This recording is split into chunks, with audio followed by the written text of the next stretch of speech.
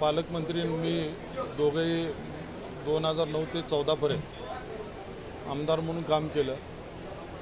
काम करत असताना आमची त्यावेळेला कैलासवासी पतंगरावजी कदम यांच्या माध्यमातून आमची दोघांची मैत्रीचं नातं झालं आणि आम्ही दोघेही पतंगराव कदम साहेबांच्या नेतृत्वाखाली आम्ही काम करत होतो आणि ती मैत्री आम्ही दोघांनाही सांभाळली।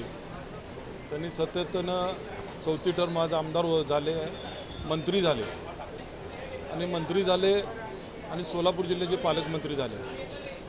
एक मित्र म्हणून त्यांचं स्वागत करणं आमच्या कुटुंबाच्या वतीनं, आमच्या कार्यकर्त्याच्या वतीनं सातत्यानं कार्यकर्त्याची मागणी होती, माझी सुद्धा आमच्या कुटुंबाची मनोभाव इच्छा होती।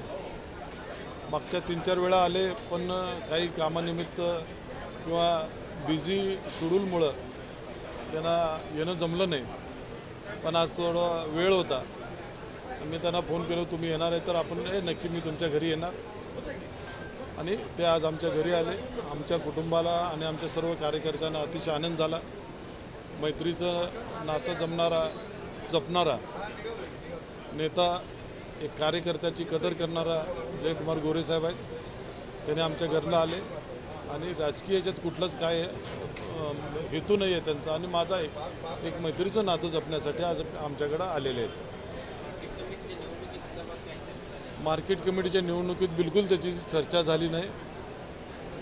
परवा दिवशीच विड्रॉलची प्रक्रिया पूर्ण झालेली आहे आणि पालकमंत्री असल्यामुळं त्यांना त्यांची सगळी कल्पना आहे, पण त्यांनी आणि मी त्याच्या कुठलाच विषय आम्ही दोघांनीही काढलेला नाही।